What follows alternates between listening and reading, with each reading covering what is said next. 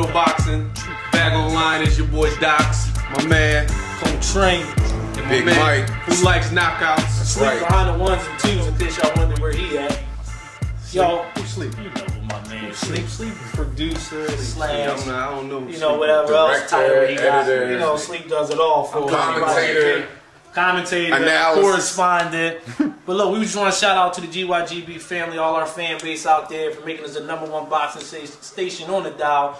Everybody that's been showing us love, the Battle Smacks, the Rockies, you know, the Ring Kings, my man P.O. Mill. You know, thanks for the love out there, man. That's why we #1, because of cats like y'all. So we can ready to jump right into it. What's going on next Saturday, Doc? It's a war going on outside. It's a war going on outside. What do that war consist of? I don't know. You know? Probably, under a rock. one of the best welterweight bouts in recent memory. Who, Cotto and Gomez? Cotto Gomez. Oh, man, that's the best welterweight bout recently. I think y'all sleeping on this Cotto Gomez. I think this is going to be a fireworks fight. See, that was a setup for you to say Cintron and Margarito. I was down to segue, but I was. Well, explain to the fans, because we got a lot of new fans out there. Right. And thanks for subscribing. You know, let them know, you know, your little relationship with Kermit Cintron.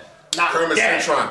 Kermit Cintron, I don't have a relationship with Kermit Cintron, but early on in his career, a friend of mine put me on to Kermit Cintron. I met him, I talked to him, we exchanged numbers at one point.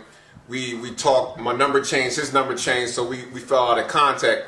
But Kermit Cintron is an up-and-coming fighter.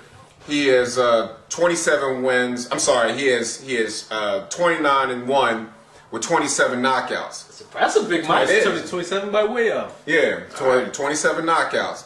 And impressive young man, impressive career, and I think he's one of my true hopefuls, not just because I know him, because he's a knockout artist, and of course Big Mike like knockouts, but I think he's going to bring some respectability back to the welterweight division with all the shenanigans going on and people running from this person and that person. I think Kermit Cintron is like the spirit of Julian Jackson. He has that hard right hand punch. Whoa. Time out. Hold up for a second here. Did y'all hear that out there? Did you say Julian Jackson? You mean Hall of Famer Julian Jackson? I think Hall of Famer. That knocked out other Hall of Famer Julian Jackson. Now look, Kermit Cintron, I'm not ripping on him. He from PA.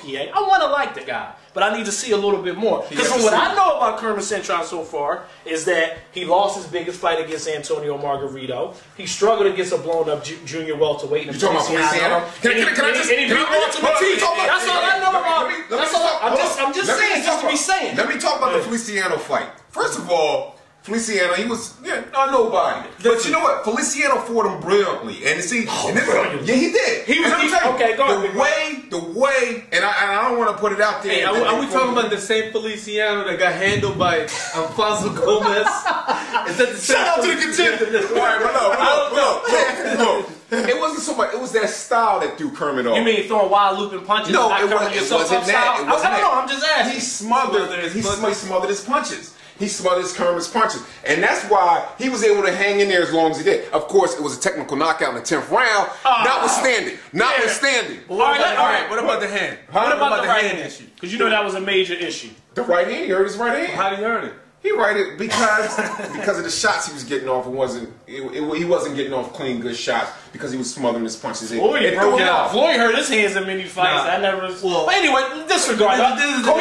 He knocked him out. All good. All right, let's get to the fight at hand. You know, we'll get to the Cotto Gomez, but let's get to the fight at hand. This is the marquee fight on this card. Right. They're fighting for the IBF welterweight title of the world. We all know what happened in the first fight. Cintron followed him around. Me personally, if Cintron is going to win this fight, I think he has to box Margarito, give him angles, jab, do feints, and have Margarito chase him around. He can't go in exchange with him, which I don't think he'll do because that knockout is sitting in the back of his head. But my question to you, because I have yet to see this, can he box for 12 straight rounds? Yeah. Is he disciplined? He's disciplined enough to box. Well, and I think Cintron is a perfect combination of boxing and power. And I think you keep saying boxing, though, Big Mike. I have yet to see him put on a boxing exposition. You need to see him fight. What he fought? David Estrada. Okay, I've seen all his fights. That you saw the David Estrada fight. I saw the Mark Suarez fight on the internet when he fought Suarez and got the IBF title. Right. They aired it out. Suarez, he a banger, man. Suarez actually had him buzz in that fight. And that's my point. And who's Suarez? He can't fight Margarito like that. That's one thing about Kermit. His defense, he eats shots. He's like a Paul Williams. He's going to catch a couple of shots. But the style Paul uses against Margarito can Cintron do that? Is what I'm saying. Yeah, he doesn't have to do He's that. always getting that jab on. He doesn't. Oh, Cintron goes to the body.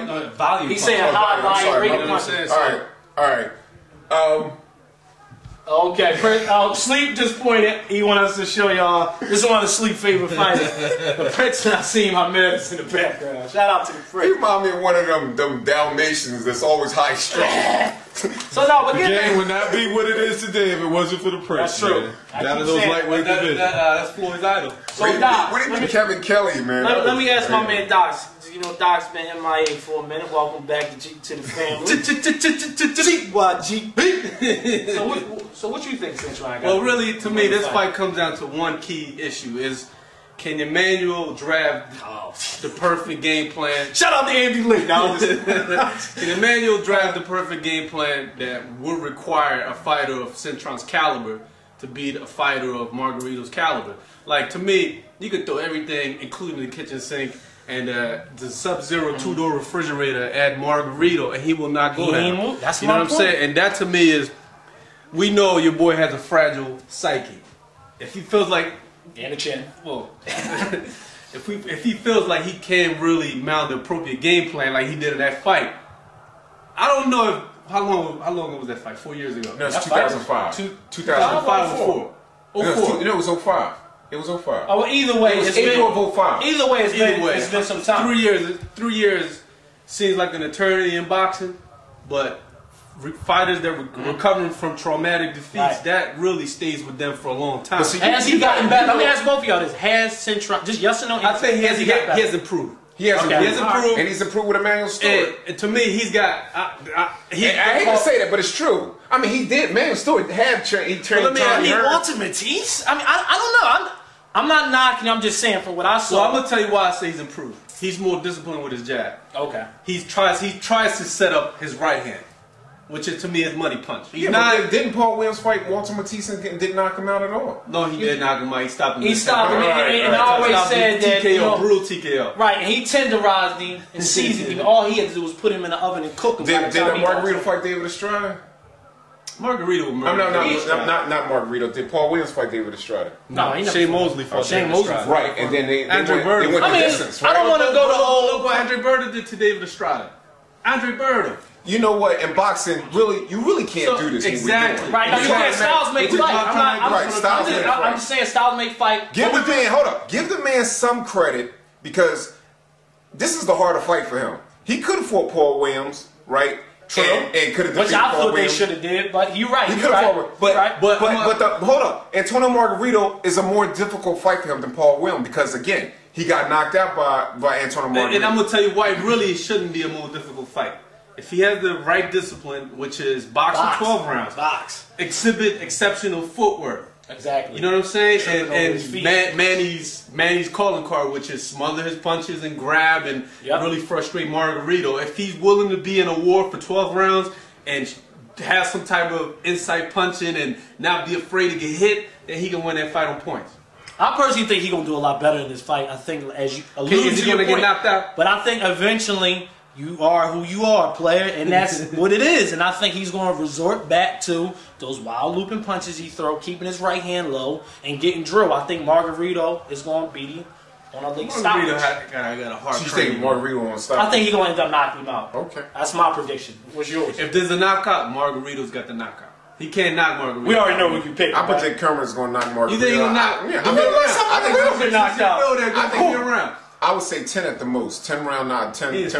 He gonna hit Margarito early on with some serious shots, and it's gonna catch up with him in the 10th round. Margarito's been stopped before by Daniel Santos. But that was at 54. And there was some cuts. Yeah, that was at a different weight mouth and cuts and all of that. You know what they say? That was like 13 years ago too, though. It's a first time for everything. It's a first time. You know what, Margarito in the back of his head, he got the L. Paul Williams in his mind.